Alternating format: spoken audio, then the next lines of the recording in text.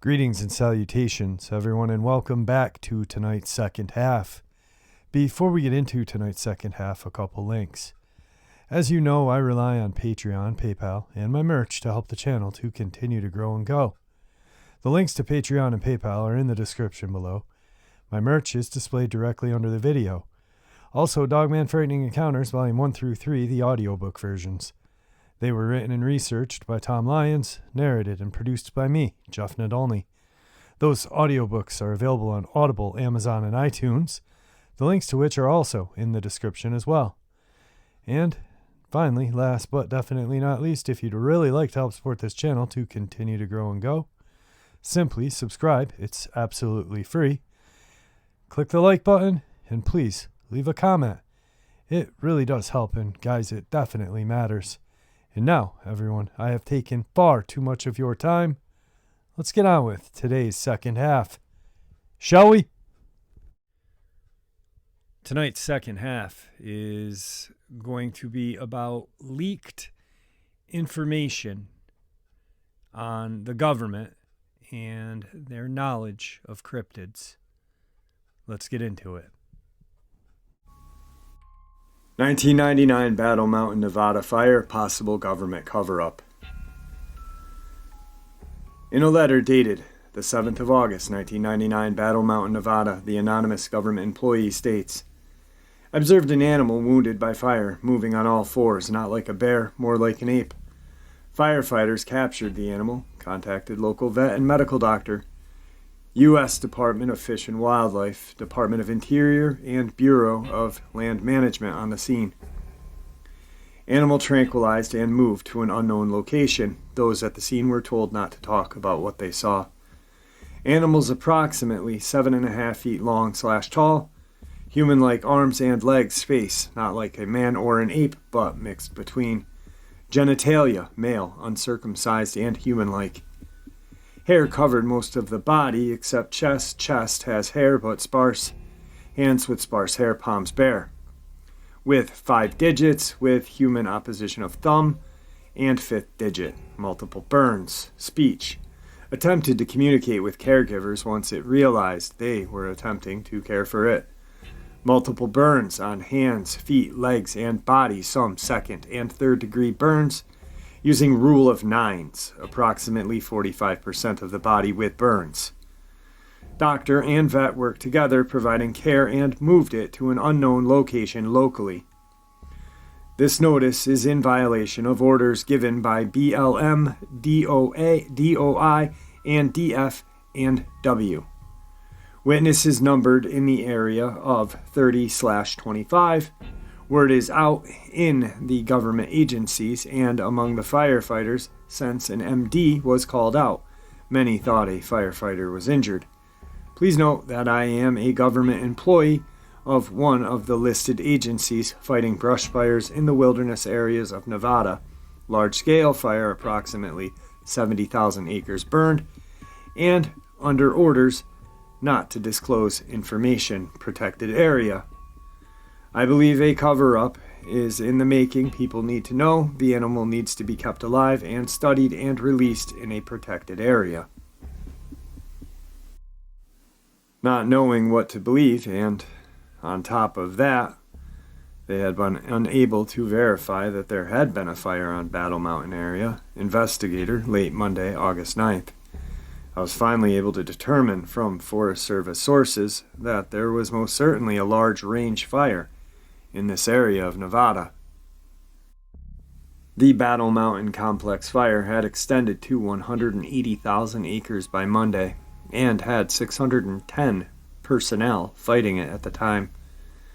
Nothing else was heard from the witness despite email attempts to reach him. Then, some 10 days after the initial report, the witness contacted the investigator by phone. Here is parts of the report that the investigator prepared after speaking with the witness. Strict anonymity. Much to my surprise, tonight at about 9 p.m., the reporting party of Battle Mountain incident collared me. I talked with the gentleman for about 70 minutes. although he is maintaining strict anonymity. I was able to put together a bit of a profile of the individual. This fella, whom I give the pseudonym Marty, is a male full-time worker for a federal agency. Currently, he is involved in a joint firefighting efforts in Nevada. He has extensive EMT training and experience. He says that until this incident, he had seen it all in firefighting, and these days he stays mostly in the truck manning the radio. He is friendly, but not effusive. He is intelligent, likable, and fairly observant, but he isn't outstandingly articulate. He is matter-of-fact, low-key, seen-it-all kind of guy. Very tired. His regular duties may be in personnel, as he mentioned that tomorrow he would be seeing the MD involved in this incident about other matters regarding firefighting crews. It was obvious during the conversation that he was very tired. Our talk ended with Marty saying he had to get to bed and get some rest. Approximately 20 people were in the immediate vicinity of the incident. All were debriefed and informed in no certain terms that this incident was not to be discussed. There has not been a word about the incident at the BLM fire headquarters. He is very concerned about keeping his job. He says he would not look forward to taking a lie detector test. He created an email address exclusively for reporting this incident. Absolute privacy. Although I had originally encouraged him to call me, this lengthy call was on him, so he could maintain absolute privacy. He is reopening the incident because he believes the information should get out. We agreed, in any future communication, to use the term patient to describe Sasquatch. I will use it here. The incident happened in early afternoon. About 20 firefighters were directly involved. The injured patient apparently wandered within sight of the fire crew and was then surrounded. The patient seemed to know that he was captured because he soon gave up. Marty mentioned this several times. He just gave up. The patient sat down on his buttocks, giving no evidence of a will to resist, like a dog gives up, and then you can do anything with it. Singed hair. The patient was laid out on the ground at first. His injuries were rather serious, including burns to the hands, feet, legs, and trunk, as well as much singed hair. It didn't take long for medical services to get to the scene. The attending medical team included the regular MD for the fire crews, a vet that Marty did not recognize, and one or more paramedics. The vet was taken aback at working on a creature so human-like, and he is reported to have allowed the physician to do most of the work. At some point, Demerol and morphine were administered. The patient was placed on a spine board, which was too small. He was then placed on a regular ambulance stretcher. The sides were left down because part of the body hung over too far. The feet hung off the end. Bowel sounds. A cut down was performed to obtain an intravenous line, and fluids were administered. During the treatment of his wounds and efforts at life support, the patient communicated with moans, groans, and grumbling. Bowel sounds were heard by Marty, who was as close as 3 feet from the patient. No language-like vocalizations were heard. The patient responded to touch, specifically patting and stroking to calm him. You are not going to find an ape or monkey responding the same way. 2 or 3 times Marty mentioned the patient was especially responsive to a young Native American woman who started ministering to him right from the very beginning. The patient was removed from the scene in the back of a utility truck, not an ambulance. Marty said the ambulance would have alerted townsfolk and possibly news reporters, thinking that a firefighter had been injured. No one would follow a nondescript van. Total time from initial sighting to extraction was estimated at 3 hours. Blood was leaking. There was no urination, defecation, or vomit at the scene. The patient did not eat anything during that time. Serum and blood were leaking from the burned areas of the body. The area of the arm on which the cut down was performed was shaved. The hair probably fell to the ground. There was significant blood from the cut down site and from the subsequent insertion of the venous line, and some of the blood dripped to the ground. No one knows where the patient was taken. No video cameras were on the scene to film any aspect of the incident. The fire commander was present. He had a camera, and he did record what he saw. The patient is described as being about 7 feet tall, give or take a few inches. Marty does not give a weight estimate. Equine odor. Most of the body is covered by brownish hair about 2 inches in length. No gray hairs are evident. There are no mats noted on the coat. There is an odor about the patient. It is not an especially obnoxious odor. Marty calls it a natural odor, but he had a hard time describing it. He said it was similar to a strong equine odor. The head is not sloped. The forehead is heavy boned. The large lips, but human-like.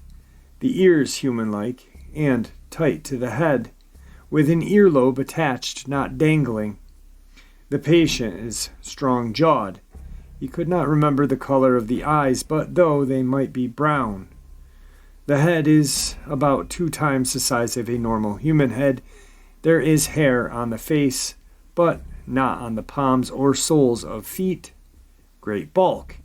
There is great bulk to the patient, but there was no fat. He said this observation of a form of the body did not match with that film with the one running in the woods, and he called that film a probable hoax. The hands are about 1.5 times human size, 5 fingers with opposable thumbs. The fingernails are thicker and heavier, and one was chipped. The feet are large, 5 toes on each foot. No evidence of fractures, injuries, arthritis, or deformation. The sexual features are those of an uncircumcised male matching human anatomy. Marty made the comment several times that these are not monkey or ape features. He felt he is in the presence of a very human-like creature. I asked him to return to the scene and search for the hair from the shaved arm or even the blood that dripped on the ground. He said he has access to the area, but probably won't be able to return until after the fires are controlled. In response to Doug's plea that someone return to the site and search for blood and hair, evidence Marty reported back to him on the 26th of September. Dozer has turned it up. Nothing left. Word is there is still life. Location unknown. Believe within a couple of 100 miles. Later, Marty. Investigator. Doug concluded that the Dozer work seemed to be a bit too convenient and was likely a cover story by Marty to explain away his inability to recover any physical evidence. Doug strongly suspected that the whole matter was a hoax on this basis, and that is where the situation pretty much ended. Precise detail. But investigator couldn't leave the case that easy, and further continues. It is my feeling that this person, Marty, was not lying, and this set of described events really happened. There is simply too much precise detail and a complete absence of error or contradiction. The report was dismissed as a probable hoax and never posted for public inspection. 3 years after the event, investigator dug up the old files on Battle Mountain matter and decided to try to send Marty an email message to see what happened. Less than 24 hours later, he was surprised to receive a reply. Not disclosed. I had almost forgotten about the event until now. I have not spoken due to the classification that was put on it. The patient was taken to a university or some hospital that was not disclosed. As for verification, well, other than my contact with you, I know of no one other than those that were on the scene. An affidavit was signed under Department of Interior and U.S. Forest Service as confidential under penalty of felony arrest and jail time. Immediate loss of government service rank, loss of retirement and benefits. Several meetings were held in reference to him. I do respect his rights of life and will always be a believer of their existence beyond any shadow of a doubt, as seen with my own eyes, smelled with my own nose, and heard with my own ears. Native man, his image is still visible, as it was then, no monster, no animal, but a lineage of a native man. His trust in us to care for him, and recognize that harm was not meant when contact was made. Knowing that care would be given to him, I am sure that the Department of Interior knows where he may have been released. What more can I say? Specifics, features, anatomy. Well, stand in front of a mirror and think of a man's evolution. Investigator. I am left with two inescapable conclusions. First, Bigfoot does exist, and second, the government does not want us to know it. The big question that remains in my mind is why. I can think 6 possible reasons why secrecy may be imposed. Why big secrets is that the American government believes that people of North America are so unstable that they could not deal with the knowledge of Sasquatch really existing. Government paternalism. It is felt by decision makers in the government agencies that the public is somehow not ready to accept the stunning fact that Bigfoot-style creatures exist and at least one species of primates is comfortable ensconced in the forests of North America. Perhaps the justification for this arrogant position is derived from the Christian paradigm that humans are the sole heirs to the planet. The acknowledgement of other species so close to our own, even superior in terms of some sensory capabilities, would destabilize the Christian paradigm that currently dominates Western religious thoughts. Keep mysteries classified. Perhaps the government entities that we trust as protectors are really just as baffled by this matter as anyone.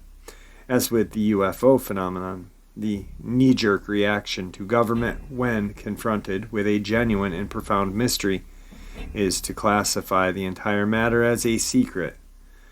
This avoids the uncomfortable alternative of having to stand up and acknowledge that the people we pay to understand threats and protect us from them have no real idea what's going on in this particular realm.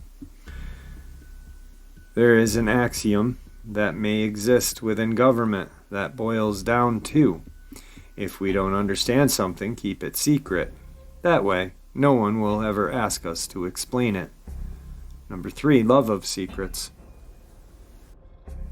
People feel more important when they have secrets that must be kept. Government agencies, personnel need to feel their job is important, and having important secrets that must be kept serves to validate their work. Every branch of the government seems to have some kind of secret that must be protected, and it is no surprise to me that the land management agencies want a secret as well. Maybe someday they will even be called to Washington to brief the president or members of Congress on the big, important secret that public is not prepared to know. What fun for endangered species argument. If Bigfoot were officially acknowledged, it wouldn't be long before an injunction was issued and most timber removal from federal land was halted. It is held that environmentalists will immediately seize upon the idea, spotted owl style. They will then find a sympathetic federal judge who would issue an injunction that stops all logging and mining on national forests and rangelands, which qualify as Sasquatch habitat. While it is probably true that preservatationists would try to get the Sasquatch declared as a ultimate endangered species, there is one big but not so obvious problem with this whole line of thinking.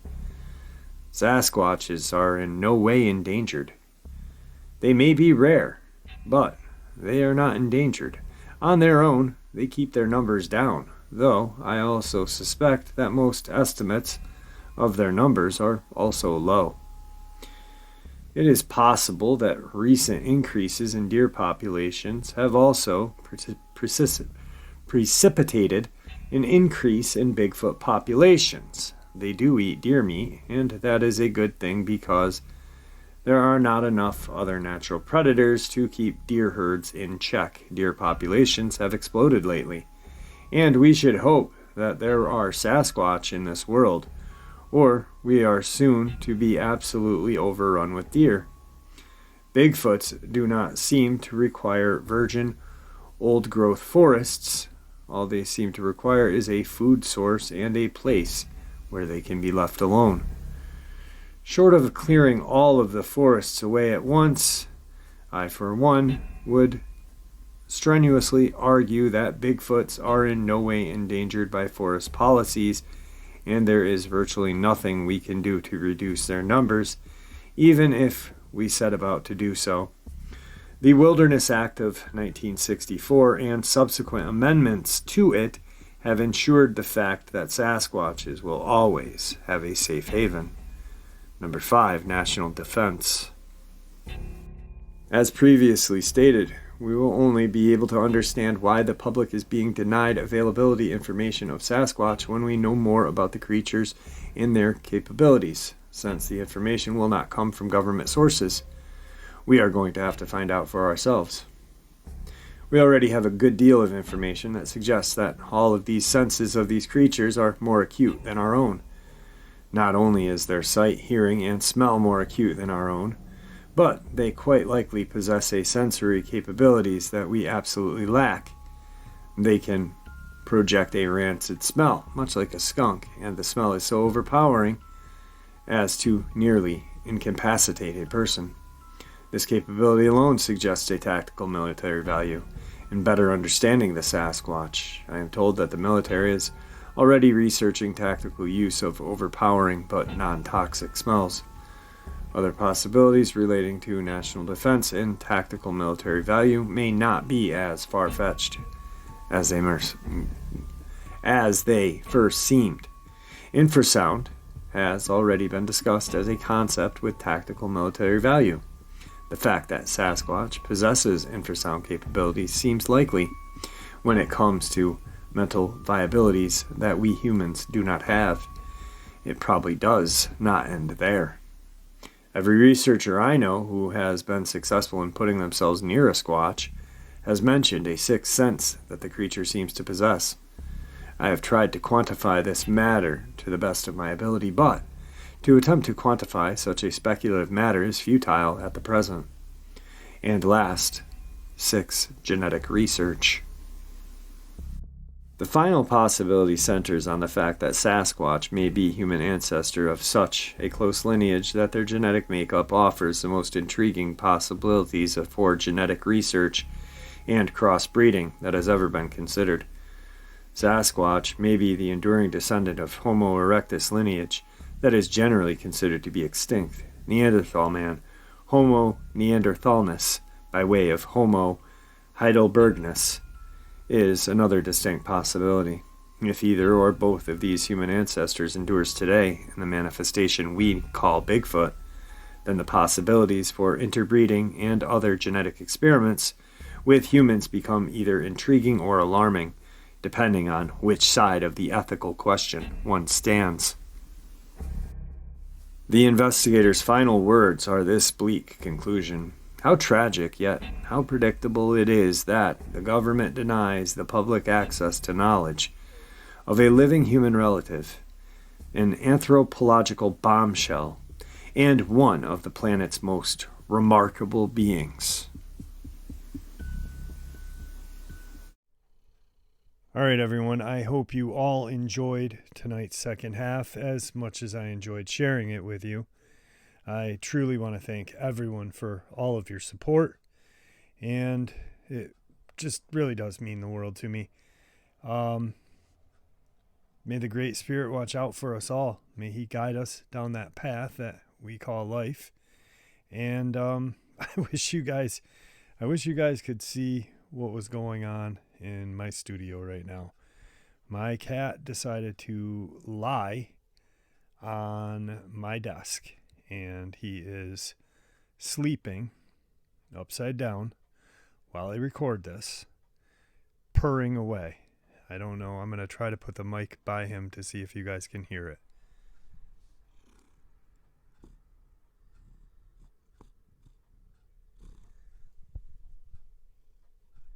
All right, guys. Have a great night. Thank you for all your support.